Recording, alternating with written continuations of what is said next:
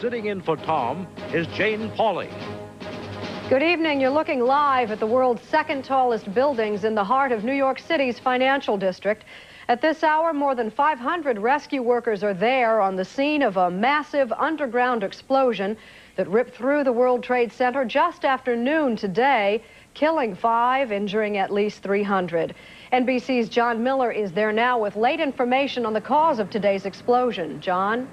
Well, Jane, the United States Department of Justice is operating on the assumption tonight, on the theory that this was the work of terrorist bombers because of the debris and rubble that have collapsed from 2 floors into a sub-basement garage where they believe the blast originated.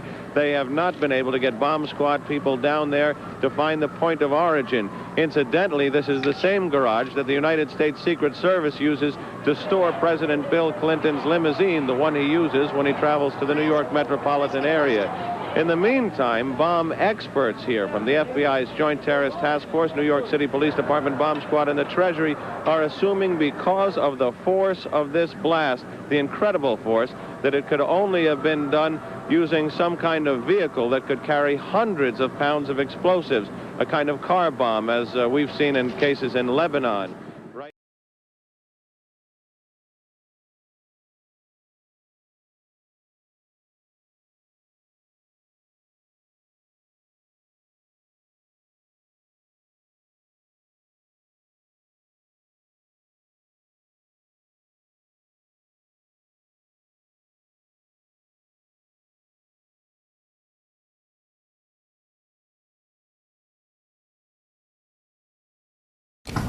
Last winter, the FBI was praised for its speed in cracking the case of the World Trade Center bombing and bringing 4 suspects to trial.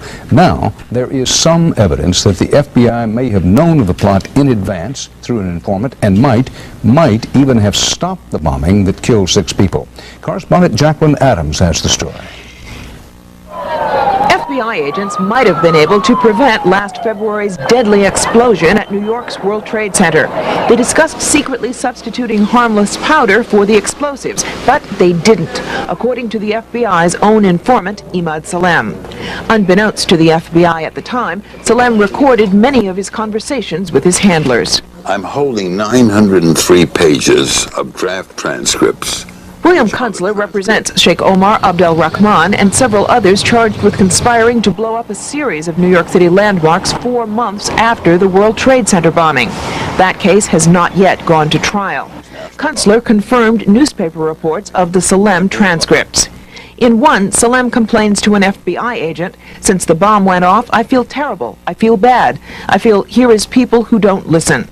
The agent replies, "Hey, I mean, it wasn't like you didn't try and I didn't try. You can't force people to do the right thing." There is material in here to show gross governmental misconduct.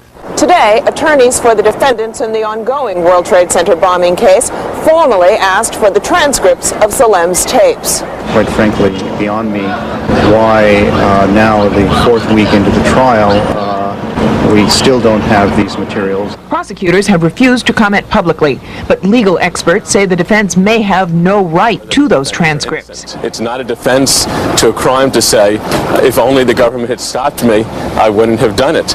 So this isn't material that ordinarily the defense would be entitled to.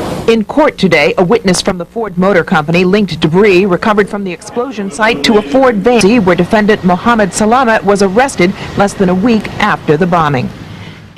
Salem goes back undercover as a supposed bomb maker for the Blind Sheikh's terror cell. In this surveillance video, Salem and members of the cell are mixing materials for bombs. The Abu Halima will be killed and hidden and gone forever, and you will never know about him that he ever went to Egypt. Will be off the record. And then you have the greatest suspect is gone and lost forever, and you will keep looking for him for the rest of your life. See how much that will cost you. But because you get aware that he's there and you requested him, Egypt stopped it immediately. Now, even the last 3 weeks is going to be a nice payment. I'm just telling you for the future and what the expenses, they just don't want to buy in on $500 of expenses. That's all. We're just going to have to give me the, you know, some of the expenses, and they'll pay what operationally they are allowed to pay. Let me think about it. Don't think it. There's nothing to think about. Of course I have to think about it. I mean, I have... And then later on, there's bonuses and things of that nature. The only thing I'm telling you different than from before is that it's not a salary. Yeah. That's the only thing I'm telling you.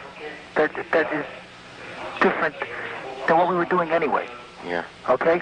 Okay, let him to go recruit Ahmad Abdu, or let him to go talk to Ahmad Abdul Sattar. Ahmad Sattar, he's a good subject. He can really give you a big help. Yeah. Let him really to give you a big help. Look, he doesn't understand everything. Well, he have to understand. He is the boss. We all running our heads around this boss. So he got to understand this point. But basically nothing has changed. I'm just telling you for my own sake. Yeah. That this isn't a salary, but it's, you know, but you got paid regularly for good information. I mean, the expenses were a little bit out of the ordinary, and it was really questioned. Don't tell Nancy I told you.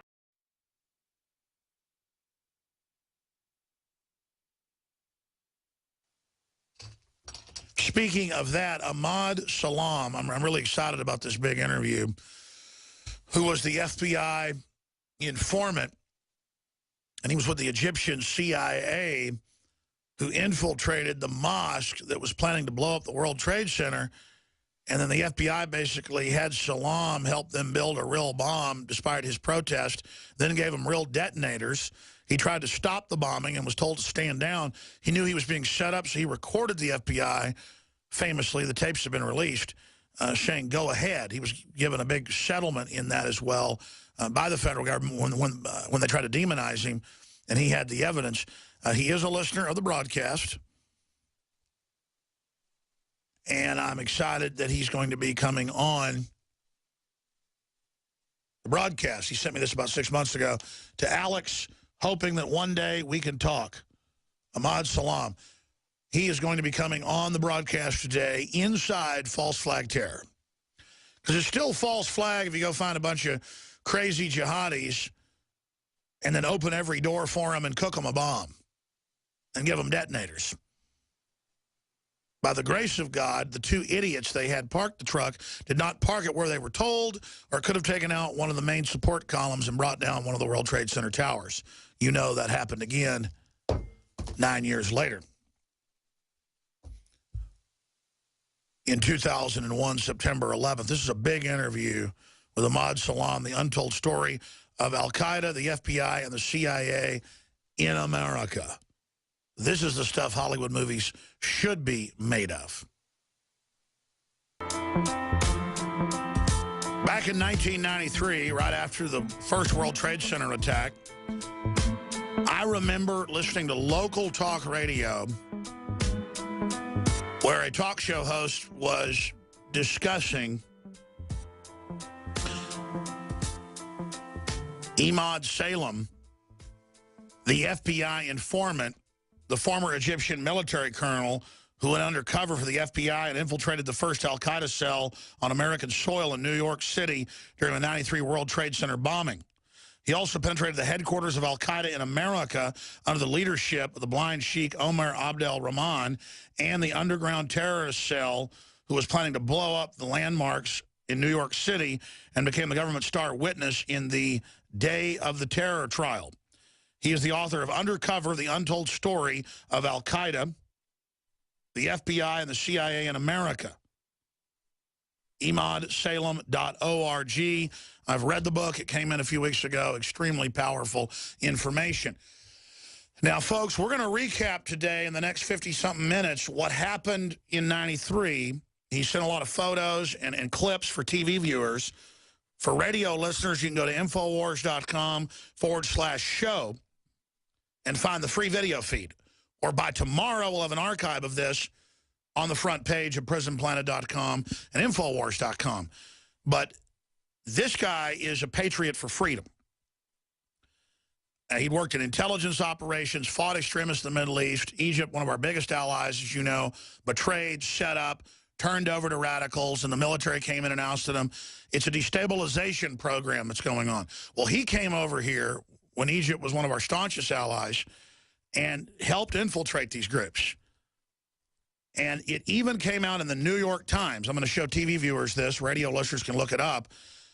This is from October 28th, 93. Tapes depict proposal to thwart bomb used in Trade Center blast. And Mr. Salem, he, just to give you a boil down, and then he'll say it in his own words and correct areas that I don't get exactly right, but I made a film about this. I've been covering this since right after it happened. This is one of the reasons I heard a local talk show host talking about it, went and bought the New York Times. Back then you had to go to a newspaper shop to find them, read it, couldn't believe the FBI would basically tell him to build the bomb, give him real detonators, and then tell him let it go forward, and then he tried to stop it. That was a game changer for me. Then we saw Waco and that cover-up, and Oklahoma City, which was clearly another false flag. That's why I got on air. It took me 2 years to get on air. I got on air in 95. So Mr. Salem's story, to show how a rock leaves big ripples in a pond, is one of the things that triggered his courage, is one of the things that triggered this broadcast being on air today and being the #1 place in the world, hands down, exposing the fact of Operation Gladio, other operations of provocateur terror, and an attempt to radicalize liberal groups, conservative groups, Islamic groups, you name it, to discredit them. Now, that's my take on it. Ahmad Salem can give it to you in his take. But, Colonel, we appreciate you coming on. This is an amazing chance to talk to you. Your book is just amazing. I got so much even more insight. Of course, you tried to stop them. They tried to then set you up. I know you then recorded them, and so were able to get a settlement. Thank God you did that, because you're one of the only people on the inside to ever get out alive who exposes a false flag. So you've got the floor, sir, to recap 1993. And then I know you want to move forward and talk about ISIS, about Obama, about Al-Qaeda in America. You've got some incredible intel for us today. So God bless you. Thank you for coming on. Thank you, Alex, for having me. I really appreciate the opportunity to give me the platform to talk about the experience I have been through since 1990 with the FBI, when I started to do covert operation against the Russian with the New York office for the Russian squad. At that time, I was employed in Manhattan in a hotel, and I was a chief engineer / head of security.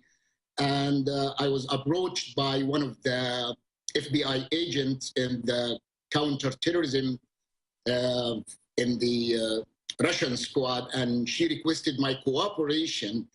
And it was a blessing and a great deal of ownership for me to assist the FBI to infiltrate this group of Russians. And this operation lasted, I would say, 6 to 8 months.